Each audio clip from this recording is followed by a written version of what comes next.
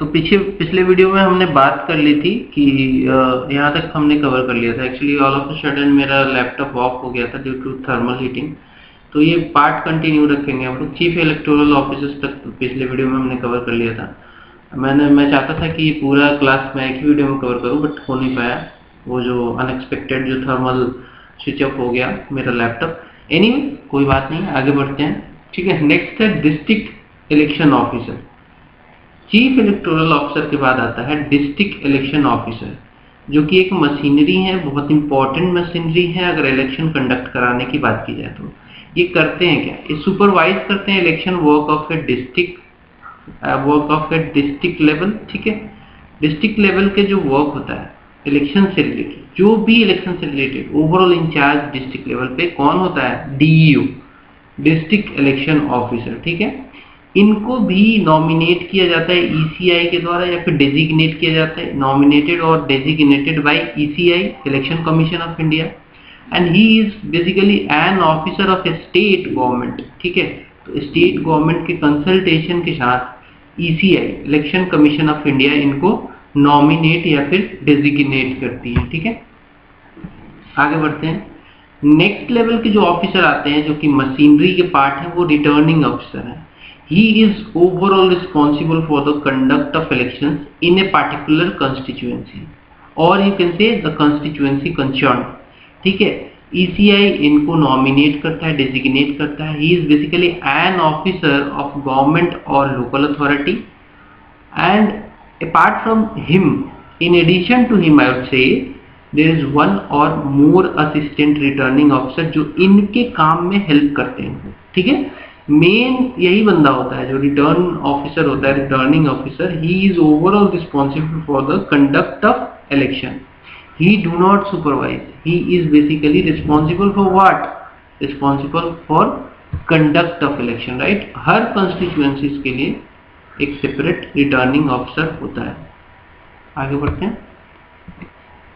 Next category is electoral registration officer.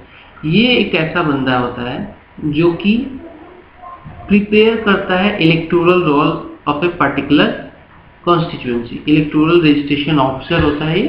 Electoral roll वो role होता है, एक लिस्ट होता है जिसमें वोटर्स की का नाम वगैरह, डिटेल वगैरह लिखा रहता है, 1 2 3 करके ऐसे नाम डिटेल वगैरह लिखा रहता है।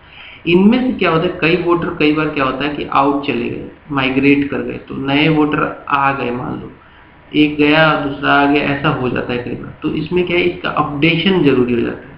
Preparation and updation electoral registration officer का काम होता है। Is basically an officer of government or local authority.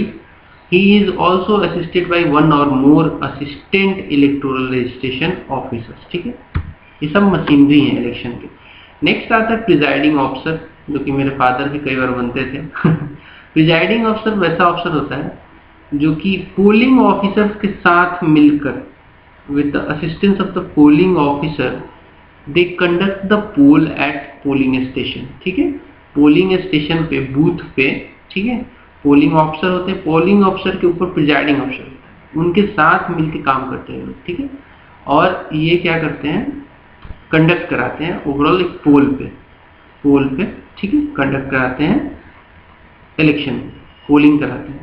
District election officer appoint करते हैं इनको as a presiding officer and polling officer. ठीक है, ये ऐसे अधिकारी होते हैं जो या तो मतलब सरकार की, गवर्नमेंट की एम्प्लॉयज होते हैं गवर्नमेंट के, जैसे कि कोई टीचर है, कोई हेल्थ डिपार्टमेंट में काम कर रहा है, कोई किसी भी डिपार्टमेंट में काम कर रहा है, उसको सबको यूज कर लिया जाता है इलेक्शन के टाइम पे। ये लोग रिस्पॉन्सिबल होते हैं कंडक्ट ऑफ इलेक्शन से। ठीक है, आगे बढ़ते हैं। नेक्स्ट अब हम बात करेंगे ऑब्जर्वर क्या होता है, कौन से लोग ऑब्जर्वर होते हैं। इसमें कैटेगरी भी है, different type of observers are there to observe the overall election system. General observers होते हैं, एक्सपेंडिचर ऑब्जर्वर्स होते हैं। तो देख लेते हैं इनको कौन नॉमिनेट करता है। Again election commission of India इनको नॉमिनेट करता है। ये ऑफिसर्स होते हैं गवर्नमेंट के। ठीक है, officers of the government as observer. Government के ऑफिसर्स को नॉमिनेट किया जाता है इलेक्शन कमीशन ऑफ इंडिया के द्वारा एज ए ऑब्जर्वर। अब ऑब्जर्वर की कैटेगरी भी होती है, मैं बता दूं आपको। जनरल ऑब्जर्वर्स होते हैं। General observers are those observers who are interested with the task to ensure smooth conduct of elections, ठीक है, and they basically keep a watch on every stage of election.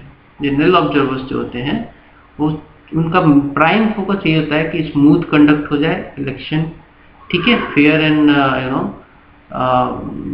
Corruption less election हो जाए, ठीक है, fair election हो।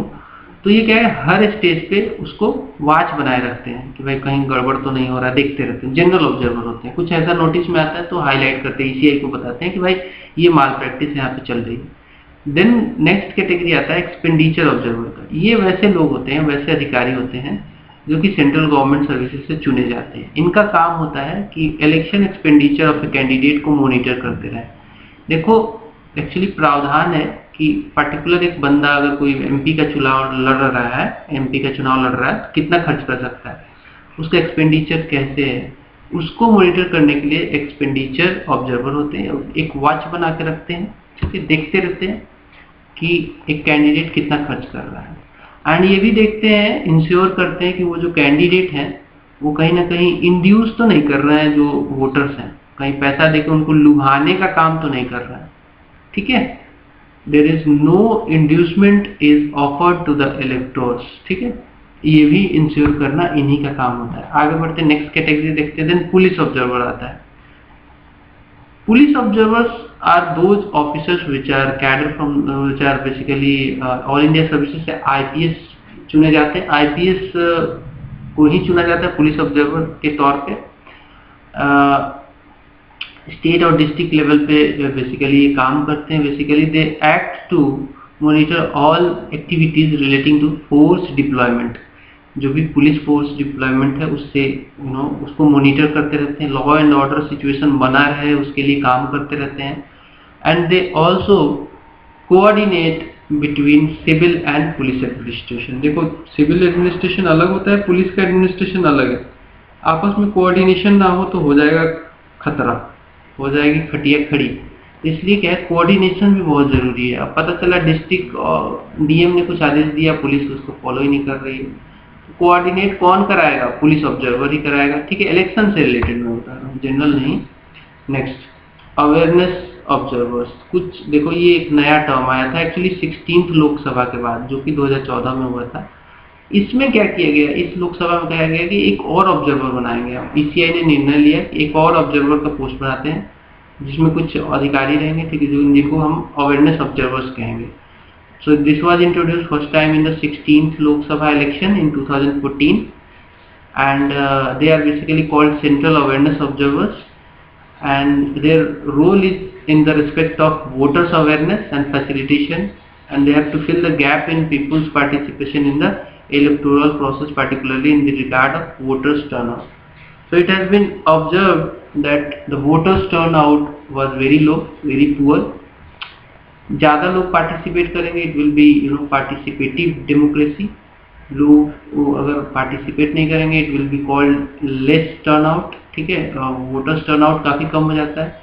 This is not good for the democracy.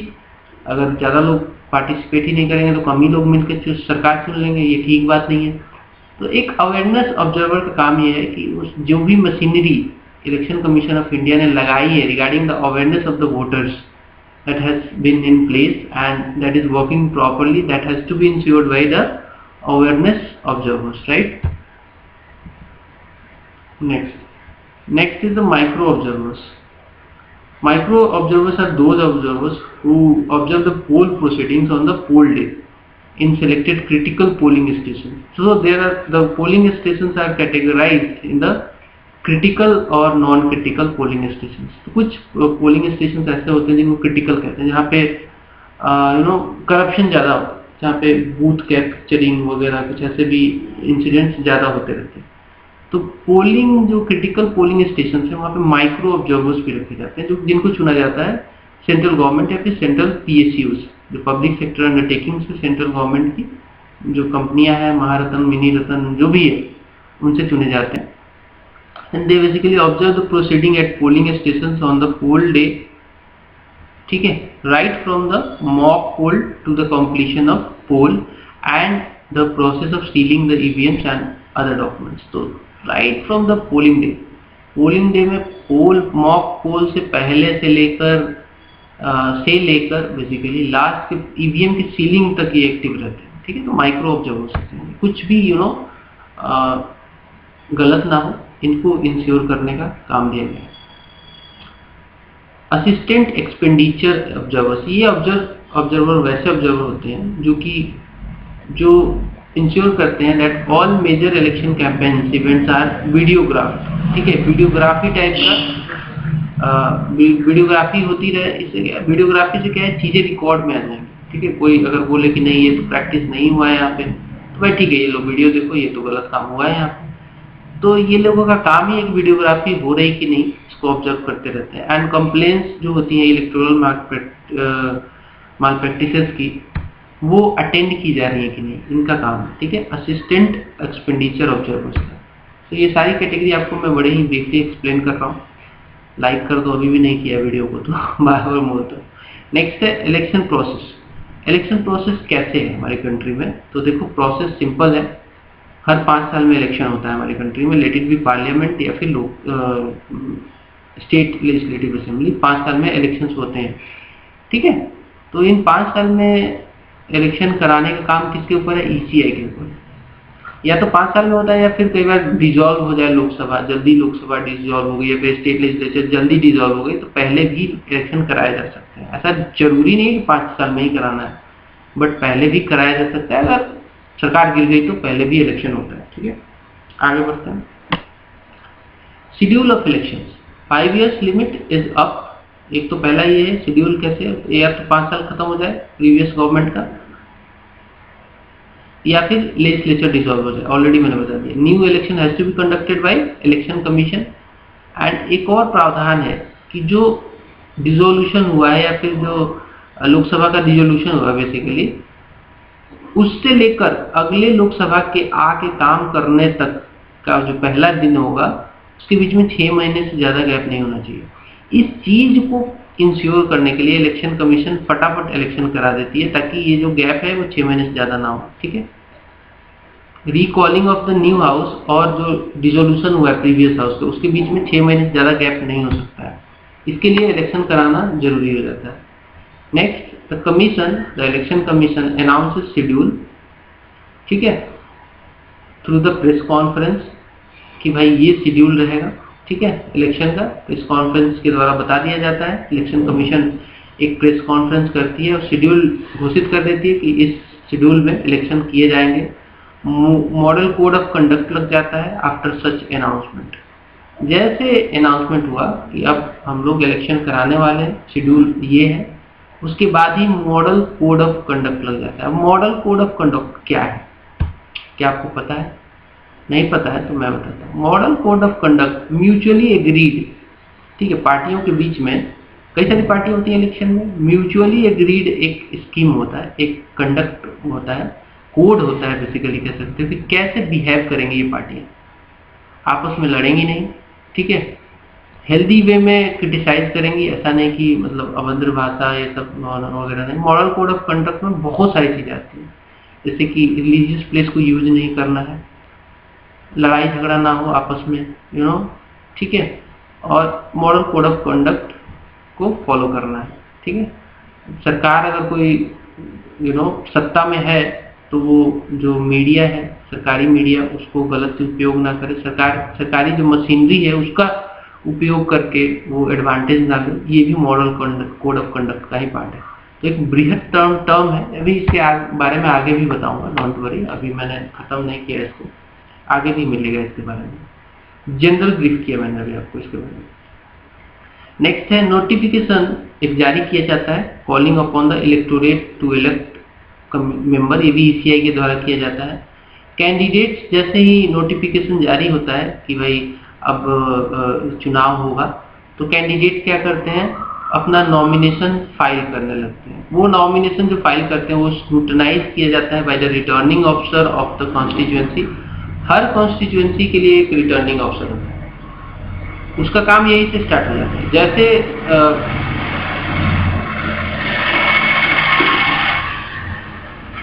let this tractor go. Sorry, it is,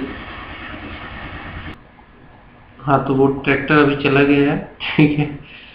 तो मैं ये बता रहा था कि ठीक है, यहाँ पे रिटर्निंग ऑफिसर हर कॉन्स्टिट्यूएंसी का होता है और वो उसका काम होता है कि जैसे नॉमिनेशन किसी पार्टिकुलर कैंडिडेट ने फाइल किया उसको स्क्रूटनाइज करे कि भाई वो अकॉर्डिंग टू द जो गाइडलाइंस है ईसीआई की उसको मीट कर रहा है कि नहीं, कोई फॉल्स इंफॉर्मेशन तो नहीं दे रहा है। स्क्रूटनी करने के बाद अगर उसको लगता है कि गलत है तो रिजेक्ट भी किया जा सकता है उसके नॉमिनेशन को, ठीक है। दूसरी बात ये कि एटलीस्ट 2 वीक दिया जाता है पॉलिटिकल कैंपेन के लिए कैंडिडेट को, ठीक है। 2 वीक दिया जाता है कि भाई ठीक है आप मतलब इलेक्शन से पहले 2 वीक दिया जाता है कि भाई ठीक है आप कैंपेन कर सकते हैं, आप अपने वोटर्स को बता सकते हैं कि आपके पास क्या वैसा है जिससे उनको चुनना चाहिए, क्या आप स्कीम लेके आएंगे, क्या करेंगे उनके लिए। तो पॉलिटिकल कैंपेन के लिए 2 वीक का टाइम दिया जाता है before the actual date of poll, ठीक है। एक्चुअल डेट ऑफ पोल से पहले 2 वीक का टाइम दिया जाता है, ठीक है। आगे बढ़ते हैं। नेक्स्ट, पोलिंग इज हेल्ड, जब ये सब कुछ हो जाए तो polling is held on a number of days for national elections and date for counting is also fixed, ठीक है। तो देखो एक्चुअली एक दिन में पोलिंग नहीं करा जा सकती ड्यू टू वास्ट एरिया हमारा काफी ज्यादा है। उस वजह से क्या है, पोलिंग के लिए अलग अलग डेट्स रखी जाती हैं यूजुअली। ऐसा नहीं कि एक ही डेट में हर जगह इलेक्शन कराया जा सके। इलेक्शन कमीशन के पास इतनी भी बड़ी मशीनरी नहीं है कि बृहद तौर पे एक ही टाइम पे कंडक्ट करा दे, लेकिन बहुत परफेक्टली काम करती है ये कमीशन। बहुत ही इंप्रेस्ड रहता हूँ मैं इनसे, बहुत बड़ा रोल ये प्ले करते हैं, ठीक है। एंड एक डेट फिक्स कर लिया जाता है बाद में काउंटिंग के लिए, देन रिजल्ट उस डेट को दे दिया जाता है। एंड कंसर्न जो रिटर्निंग ऑफिसर होता है कंस्टिट्यूएंसी का, वो कमीशन को commission complies the complete list of the members elected, ठीक है। रिटर्निंग अफसर अपना लिस्ट दे देते कि मेरी कॉन्स्टिट्यूएंसी से ये चुना गया है, ठीक है। और वो लिस्ट को कंपाइल करता है इलेक्शन कमीशन और फिर जो इलेक्टेड मेंबर्स हैं उनका एक लिस्ट तैयार किया जाता है, ठीक है। वहीं पे प्रोसेस ऑफ इलेक्शन कंप्लीट हो जाता है। और प्रेसिडेंट और गवर्नर उसके बाद basis on the election convene करते हैं रेस्पेक्टिव हाउस को to hold their session as the case में भी। मान लीजिए कि अगर लोकसभा का इलेक्शन है तो प्रेसिडेंट क्या करेंगे, लिस्ट आ गया इनके पास कि ये लोग चुन के आ गए हैं, ठीक है। तो आह्वान करेंगे, कन्वेन करेंगे हाउस को होल्ड करने का, सेशन को जारी करने का, ठीक है। या तो फिर स्टेट का इलेक्शन है तो गवर्नर करेंगे, ठीक है। आगे बढ़ते हैं। ओथ एंड अफर्मेशन लेना बहुत जरूरी है। It is necessary before N authorised officer authorised bye election commission. देखो ये नॉमिनेशन से जब मतलब बंदा कर रहा है ना, उसी समय उसको ओथ अफर्मेशन लेना पड़ता है, ठीक है, इलेक्शन कमीशन के द्वारा एक ऑथराइज ऑफिसर के सामने। ये जरूरी है, इसके बिना वो नॉमिनेशन ही आप नहीं फाइल कर सकते। अब बात करेंगे हम लोग इलेक्शन कैंपेन की। इलेक्शन कैंपेन क्या होता है? पॉलिटिकल पार्टियां जो होती हैं वो अपने अपने कैंडिडेट को विथ आर्गुमेंट अपना नाम फॉरवर्ड करती हैं कि भाई इस कॉन्स्टिट्यूएंसी से मेरा ये बंदा खड़ा होगा। एंड ये जो कैंडिडेट होते हैं या फिर पॉलिटिकल पार्टियां जो होती हैं वो परजॉर्ट करती हैं, पीपल को लुभाती हैं, उनको बताती हैं कि हमारा ये स्कीम है, ये मैनिफेस्टो है, सब कुछ बताया जाता है उसमें, उनको परजॉर्ट किया जाता है ताकि उनको वोट मिले। A week to put forward their nominations, ठीक है। A week to put forward their nominations, validly nominated can withdraw within 2 days after nominations have been scrutinized, ठीक है। इसका मतलब समझो, 1 वीक दिया जाता है पॉलिटिकल पार्टियों को या फिर कैंडिडेट्स को कि अपना नॉमिनेशन फाइल करो। 1 वीक का टाइम दिया जाता है, उसी में करना होता है। अब मान लीजिए कोई वैलिडली नॉमिनेटेड बंदा है जिसको इलेक्शन कमीशन ने एडमिट कर दिया कि ठीक है आपका नॉमिनेशन हो गया, आप चुनाव लड़ सकते हो। वो बंदा क्या विड्रॉ कर सकता है कि भाई ठीक है मैं अब सर इलेक्शन नहीं लड़ना चाहता हूँ? तो हाँ कर सकता है। He can withdraw within 2 days after nomination have been scrutinized. जैसे ही स्क्रूटनी होती है जो कि रिटर्निंग ऑफिसर के द्वारा की जाती है, उसके 2 दिन के अंदर वो चाहे तो बंदा अपना नॉमिनेशन वापस ले सकता है। 2 weeks from the drying of a list officially ends 48। अब जो कैंपेन है, इलेक्शन कैंपेन, ये 2 वीक के लिए होता है। इसका पीरियड होता है जब ड्रॉप कर लिया जाता है लिस्ट को, लिस्ट तैयार कर ली जाती है कि ये लोग कैंडिडेट हैं और इलेक्शन लड़ेंगे, और उसके पोलिंग से 48 घंटे पहले तक ये एक टाइम दिया जाता है 2 वीक का। मान लो पोलिंग शुरू होनी है, फर्स्ट पोलिंग मान लो 2 तारीख को शुरू होनी है, इससे 2 वीक पहले मतलब ड्राइंग ऑफ लिस्ट, जिस दिन लिस्ट बना और 48 घंटे पहले जब पोलिंग होती है उससे 48 घंटे पहले तक ये 2 वीक के अंदर कैंपेन कर लेना होता है। ठीक है, इलेक्शन कैंपेन 2 ही वीक का होता है। बात समझ में आई? पोलिंग डेट से 48 घंटे पहले कैंपेन खत्म हो जाना चाहिए किसी हालत में, और स्टार्ट हो जाना चाहिए ड्राइंग ऑफ लिस्ट से। इस बीच में 2 वीक का गैप होगा। सिंपल सी बात है, समझ में आई होगी। Next, during the election campaign the political parties or the candidates are expected to abide by the model code of conduct. It is basically a broad guideline. तो मैंने बोला ना कि मॉडल और कोड ऑफ कंडक्ट के बारे में एक बार और बताऊंगा। ये क्या होता है? ये एक ब्रॉड गाइडलाइंस है। किससे related? To maintain the election campaign on healthy lines and to avoid clashes and conflicts and to maintain peace and order. This model code is necessary. ठीक है, तो बात समझो कि हेल्दी लाइन पे इलेक्शन हो, मतलब ऐसा नहीं कि इलेक्शन शुरू होने से पहले ही चुनाव, पोलिंग डेट से पहले ही लड़ाइयाँ लड़ रहे हैं, क्लैशेस हो रही हैं, कॉन्फ्लिक्ट्स हो रहे हैं, पीस एंड ऑर्डर जो है वो बिगड़ रहा है, ऐसा नहीं होना चाहिए। इसके लिए मॉडल कोड ऑफ कंडक्ट बहुत ही नेसेसरी होता है। Model code of conduct also prescribes guidelines for the ruling party either at centre or in the state that they should not use official position for the purpose of election campaign। ठीक है, इस बात को मैंने एक बार और बताया था कि जो पार्टी मान लो सत्ता में है, जैसे कि लोकसभा का इलेक्शन हो रहा है और बीजेपी सत्ता में है, तो एक मॉडल कोड ऑफ कंडक्ट का वायलेशन तब हो जाएगा जब ये बीजेपी पार्टी अपने जो ऑफिशियल पोजीशन का गलत इस्तेमाल करे इलेक्शन कैंपेन के लिए। जैसे कि मान लीजिए कि हेलीकॉप्टर्स हैं सरकारी, उनको यार गलत मत यूटिलाइज करो इलेक्शन कैंपेन के लिए। ठीक है, मीडिया है आपके पास, दूरदर्शन न्यूज़ वगैरह, एयर इंडिया जो है, सॉरी जो न्यूज़ एयर जो है, जो आप रेडियो पे प्रचार करते हो, वो सब चीज़ें गलत तरीके से नहीं होनी चाहिए। एडवांटेज मिलता है, करते हैं, लेकिन यार मिस यूटिलाइजेशन नहीं होना चाहिए। ठीक है, सिंपल सी बात है, अगर हुआ तो मॉडल कोड ऑफ कंडक्ट का वायलेशन माना जाता है।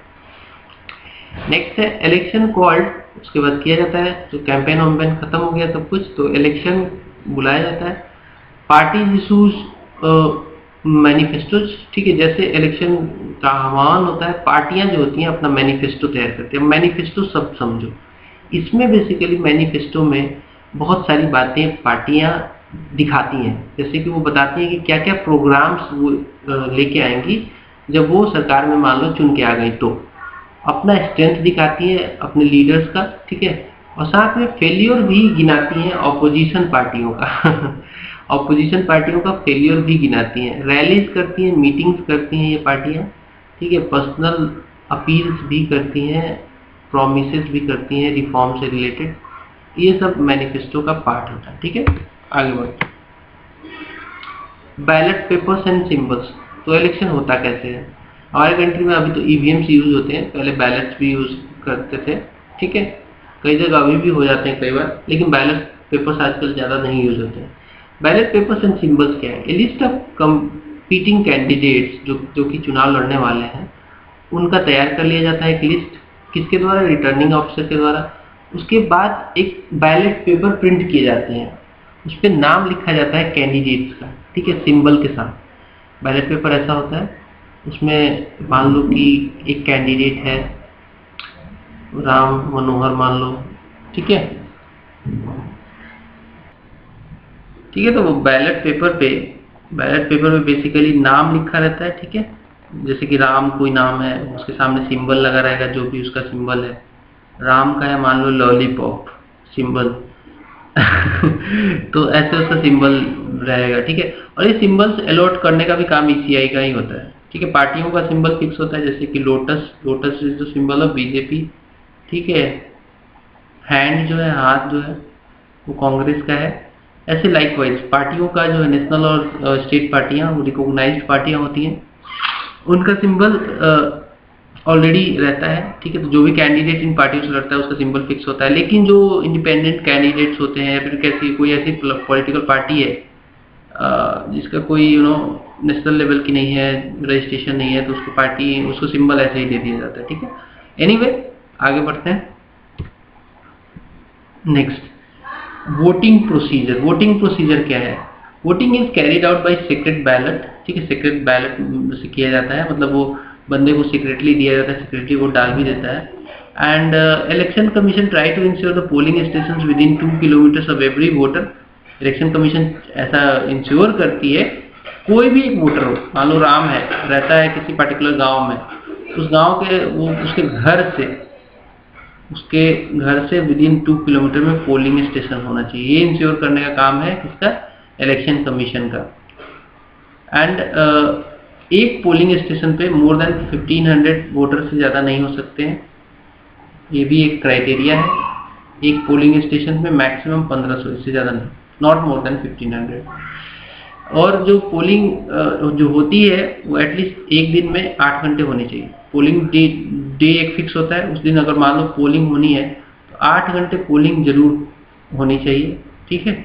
8 घंटे तक खुली रहेगी, मतलब पोलिंग पहले हो जाए तो अलग बात है, लेकिन वो ओपन रहेगा, 8 घंटे तक ओपन रहेगा, ताकि जो छूटा फूटा है वो भी आके कर ले, एटलीस्ट 8 आवर्स, ठीक है। इसलिए कि मतलब कोई मान लो फंसा इधर उधर है, कोई काम में गया है, तो उसको एक सफिशिएंट लेवरेज मिल जाए, टाइम मिल जाए कि वो अपना वोट कर सके। नेक्स्ट, अब 1998 के बाद एक प्रैक्टिस देखा गया ईवीएम यूज का, इलेक्ट्रॉनिक वोटिंग मशीन। ये एक मशीन होती है, इलेक्ट्रॉनिकली ऑपरेट होती है।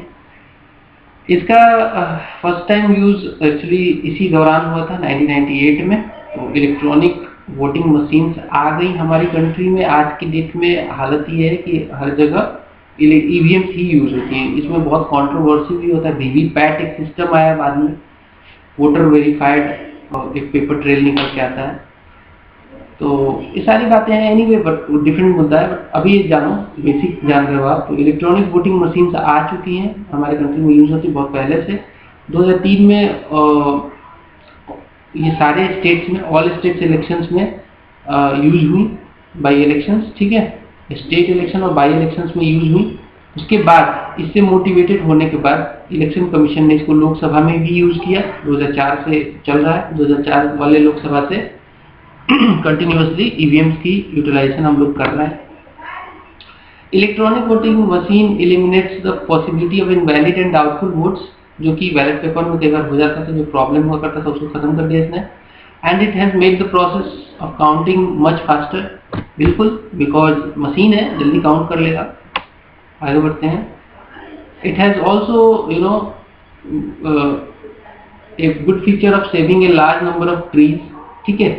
जैसे बैलेट पेपर वगैरह में क्या होता था कि कागज बहुत ज़्यादा यूज होते थे, कॉस्ट ऑफ प्रिंटिंग भी बहुत हाई हुआ करता था। इसमें तो नील है, तो बहुत सारे पेड़ बच गए। अब इतना ज़्यादा बैलेट पेपर छापना पड़ता था, हर बंदे के लिए छापना पड़ता है, ठीक है, इतनी पॉपुलेशन है, तो कितने पेड़ कट जाते। तो ईवीएम ने वो भी सेव किया, जो कट रहे थे पेड़। सुपरवाइजिंग इलेक्शंस की बात करें तो ऑब्जर्वर मैंने बताया था आपको, डिफरेंट टाइप्स ऑफ ऑब्जर्वर बताया था, जनरल ऑब्जर्वर, एक्सपेंडिचर ऑब्जर्वर, उसके अलावा भी और भी ऑब्जर्वर्स मैंने बताए थे। ये लोग लार्ज नंबर में ऑब्जर्वर्स एक्चुअली चुने जाते हैं ईसीआई के द्वारा। They check on the amount that each candidate and party spends, ठीक है। जो एक्सपेंडिचर ऑफिसर होते हैं, ऑब्जर्वर होते हैं, वो लोग यही करते हैं। काउंटिंग ऑफ वोट कैसे किया जाता है? जैसे इलेक्शन खत्म हुआ तो काउंटिंग उसके बाद एक डेट फिक्स करके शुरू कर दी जाती है। एंड ये काउंटिंग ऐसे नहीं कि खुले में की जाती है, एक मतलब खुले का मतलब कि ऐसा नहीं कि मतलब कोई भी काउंट कर रहा है, इसके लिए एक प्रोसीजर है। रिटर्निंग ऑफिसर जो होते हैं और ऑब्जर्वर जो होते हैं उसको सुपरवाइज करते हैं काउंटिंग को कि काउंटिंग सही तरीके से हो रही है कि नहीं। जब काउंटिंग हो जाती है तो रिटर्निंग जो ऑफिसर होते हैं, returning officer declares the name of the candidate to whom the largest number of votes has been given as the winner। Returning officer, देखो हमारे कंट्री में ना एफपीटीपी फॉलो होता है, फर्स्ट पास्ट द पोस्ट। इसमें क्या होता है कि एक कॉन्स्टिट्यूएंसी में कितने भी कैंडिडेट हो सकते हैं, उन कैंडिडेट्स में जिनको सबसे ज़्यादा नंबर मिलेगा वोट मिलेगा वही जीतेगा। अब ये भी हो सकता है कि एक बंदा 25% शेयर पाके भी जीत जाए। ये भी हो सकता है कि एक बंदा अगर मान लो किसी कॉन्स्टिट्यूएंसी में 10 कैंडिडेट खड़े हुए तो एक बंदा 11% वोट पाके अगर वो सबसे ज़्यादा पाया है तो भी वो जीत सकता है, 11 या 15% का। तो ये फर्स्ट पास द पोस्ट होता है, ठीक है। इसमें क्या होता है, जो सबसे ज़्यादा वोट लेगा वो जीतेगा। आगे बढ़ते हैं, वही बात आगे सामने, first pass the post electoral system हमारे यहाँ फॉलो करता है। इसके लिए सेपरेट ज्योग्राफिकल एरियाज हमारी कंट्रीज को बांट दिया गया है, कंट्री को डिवाइड कर दिया गया है सेपरेट ज्योग्राफिकल एरियाज में, जिनको कॉन्स्टिट्यूएंसी कहते हैं। मान लो ये भारत है, ठीक है, थोड़ा नक्शा यहाँ पुअर बनेगा तो हंस मत देना, थोड़ा क्या बहुत ज़्यादा नहीं, पुअर नाम है,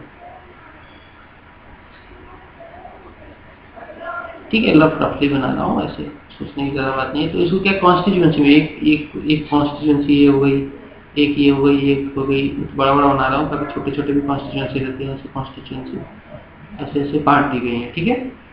और हर कॉन्स्टिट्यूएंसी में कई सारे कैंडिडेट खड़े होते हैं, ठीक है, और वो विनर वही होता है जिसको मैक्सिमम वोट मिलता है।